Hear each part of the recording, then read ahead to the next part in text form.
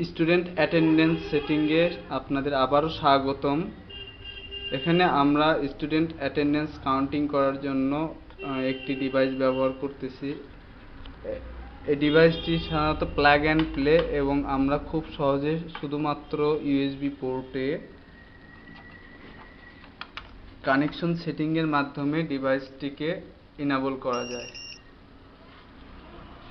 এরপর আমাদের যে কাজটি করতে হয় সেটা হচ্ছে যে আমরা যদি সফটওয়্যারের ডাটাটাকে নিতে চাই তাহলে আমরা অনলাইন কিংবা অফলাইন দুইটা মোডেই ডাটাগুলো কালেকশন করতে পারি। এক্ষেত্রে আমরা অফলাইন মোডে ডাটা কালেকশন করাটা দেখব। এখানে আমরা দেখতেছি আমাদের অ্যাটেন্ডেন্স সফটওয়্যারটিতে ডাটা শিট ভিউ যে অপশনটা আছে এই বাটনটাতে ক্লিক করার পর আমরা কার্ড এখানে শো করাবো, তাহলে এখানে অটোমেটিক্যালি আমাদের ডাটা কালেকশন হয়ে যাচ্ছে।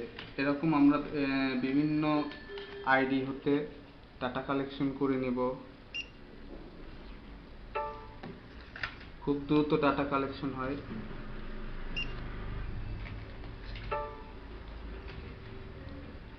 এভাবে আমরা যতগুলো স্টুডেন্ট আছে সবগুলো স্টুডেন্টের ডাটা কালেকশন করতে পারবো এবং এটা খুব দ্রুততার সঙ্গে ডাটা কালেকশন হয়।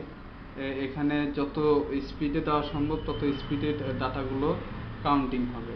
এক্ষেত্রে আমরা যে কাজটি করতে পারি সেটা হচ্ছে যে আমাদের অনলাইন বেজে ডাটা কাউন্টিং সেটাও আমরা দেখতে পারি।